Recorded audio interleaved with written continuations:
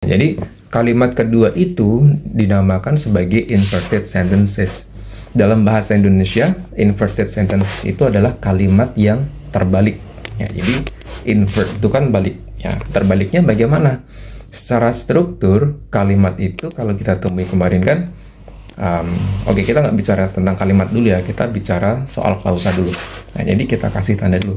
Sebenarnya bukan hanya inverted sentences, tapi inverted clauses. Ya, secara normal clauses ya atau klausa atau clause itu dimulai dari subjek dan diikuti oleh verb. Ya, jadi nggak ada masalah lagi. Ciri-ciri subjek itu seperti apa? Bagaimana kita bisa mengenali subjek? Ciri-ciri verb seperti apa? Bagaimana kita bisa mengidentifikasi verb? Nah, itu nggak ada masalah saya rasa untuk sampai hari ini ya. Karena udah di sesi 5 nih.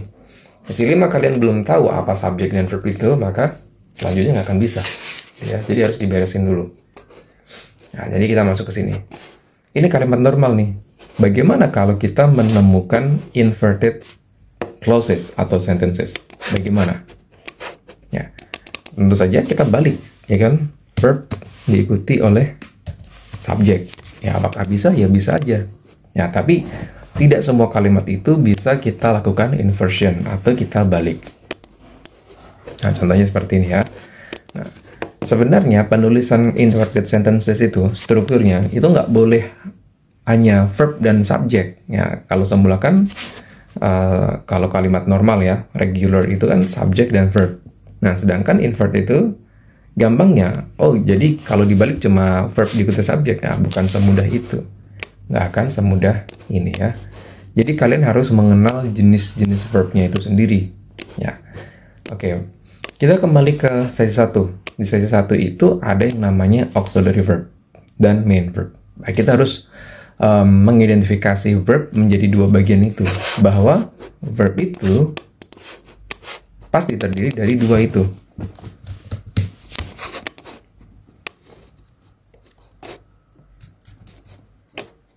Verb itu akan terdiri dari auxiliary verb, kata kerja bantu, dan main verb.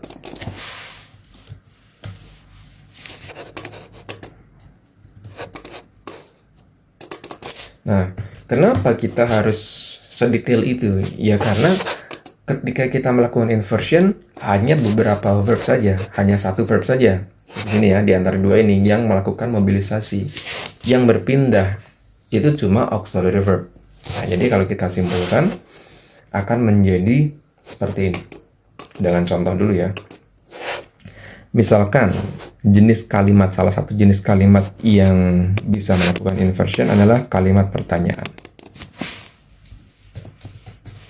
Ya, question ya. Kalimat pertanyaan. Yang pertama adalah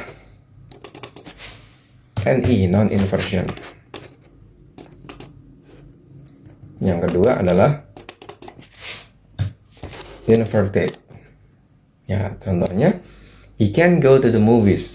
Kita tahu di sini ada subjek he ini subjek, kemudian ada can go itu sebagai verb.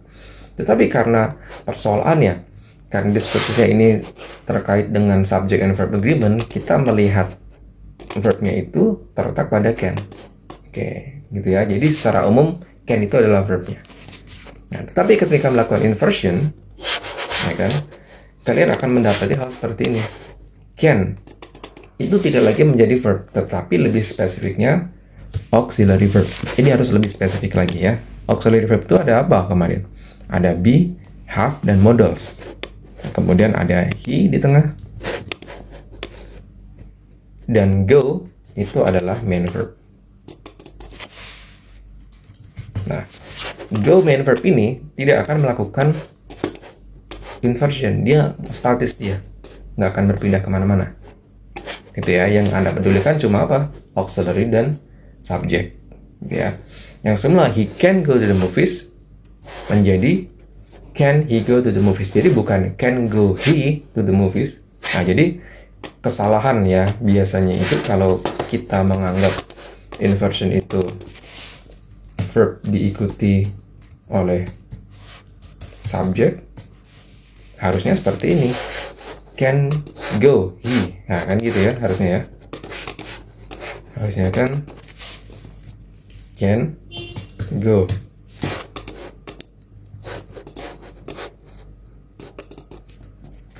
He. Nah, seharusnya gini kalau Anda tuliskan verb. Nah, makanya jangan pernah menuliskan verb saja ketika melakukan inversion. Jadi harus lebih detail. Ada auxiliary dan main verb. Nah, kita kan udah tahu nih bahwa di pembahasan ini verb itu harus lebih detail lagi. Ada auxiliary dan main verb. Auxiliary inilah yang akan melakukan perpindahan. Oke. Gitu ya. Nah, sekarang itu contoh kalimat yang gampang. Bagaimana kalau kita menemukan kalimat yang cenderung sulit nih? Misalkan gini. Contohnya ya, ada she works at canteen. Dia bekerja di kantin. Itu kan. Bagaimana ini kita rubah menjadi kalimat pertanyaan? Misalkan kita udah punya strukturnya. Ada subjeknya she.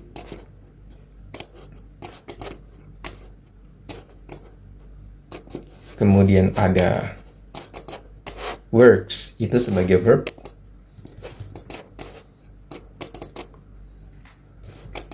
Nah ini ya, kalau kita lakukan inversion, itu kan harusnya ada verb dulu ya di awal.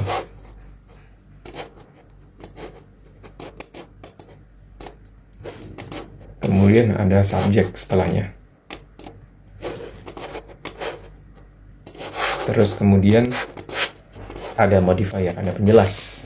At canteen. Ya. Kalau normal-normal saja cara berpikirnya, maka akan menjadi works she at canteen. Ya, apakah seperti ini? Tentu saja salah ini, ya. Ini salah. Ya. Kenapa salah? Tadi kan udah dibilang ya, bahwa verb itu harus terdiri dari auxiliary dan main verb ketika melakukan inversion. Contoh kalimat yang pertama tadi ya, he can go to the movies. Nah ini udah ada nih, udah ada can sebagai auxiliary verb dan go sebagai main verb. Teridentifikasi seperti ini.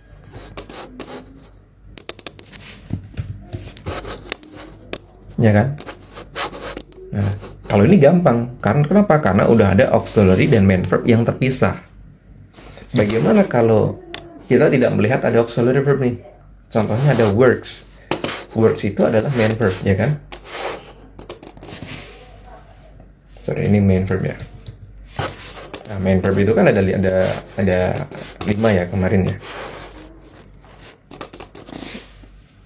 Ada 1. Kemudian ada 2, kemudian ada 3, verb ing, verb base. Nah, kalau Anda menemukan kelompok yang bawah, verb 3, verb ing, verb base, aman. Kenapa? Karena ada auxiliary verbnya. Lalu bagaimana jika Anda menemukan verb 1 dan verb 2? Di mana verb 1 dan verb 2 itu adalah independent. Dia bisa berdiri sendiri.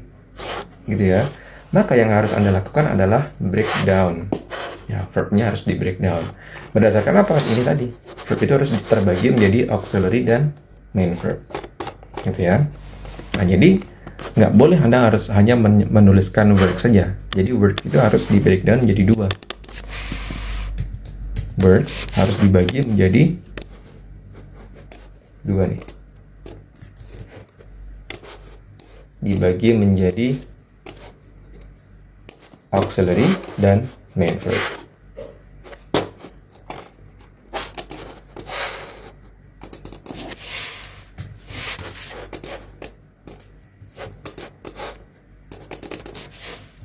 Oke. auxiliary dari works apa? Oke, kemarin kan saya kenalkan ada 3 ya.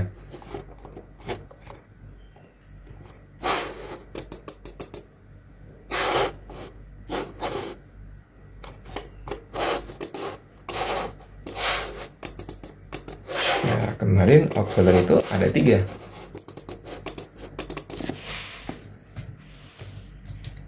Ada yang pertama be, kedua have, ketiga modals. Nah, ini masuk yang mana auxiliary-nya? Bukan ketiganya. Ada satu lagi auxiliary verb yang belum saya kenalkan. Do, does, did. Nah, ini auxiliary verb khusus untuk present dan past verb. Khusus untuk main verb itu ya. Verb 1 dan verb 2. Khusus untuk ini. Nah, auxiliary-nya words itu adalah does.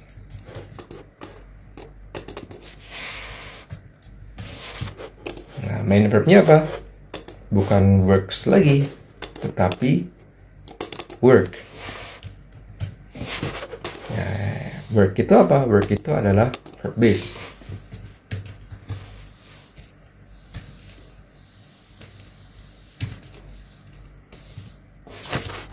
Ini ya. Jadi be itu kemarin pasangannya dengan apa? Dengan have dan dengan be itu dengan verb 3 dan verb ing pasangannya ya.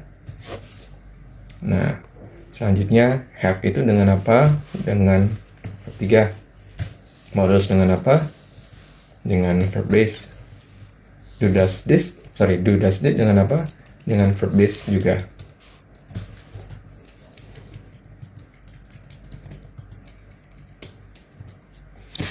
Nah, gini ya harusnya ya. Oke, jadi kita sudah memiliki auxiliary dari works itu sendiri. Nah, jadi bukan works she at canteen, tapi ya kita sesuaikan.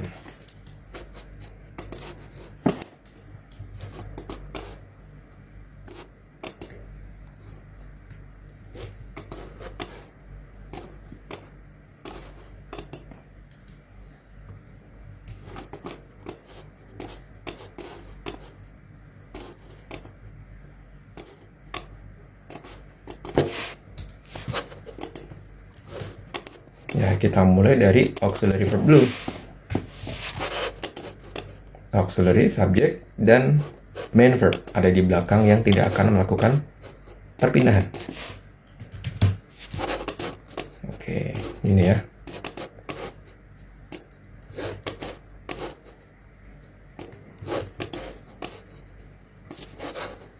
Nah, jadi auxiliary verb-nya tadi does ya. Jadi kita tuliskan does.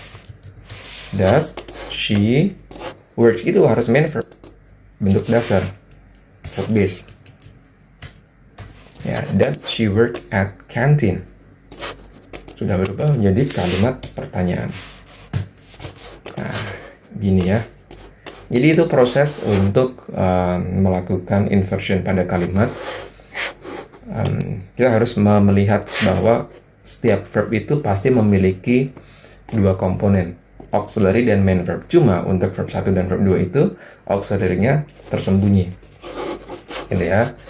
Oke, kita dapatnya dari works dengan does gitu. Oke, baik teman-teman, silahkan dipahami dulu, catat. Kalau ada pertanyaan silahkan ditanyakan.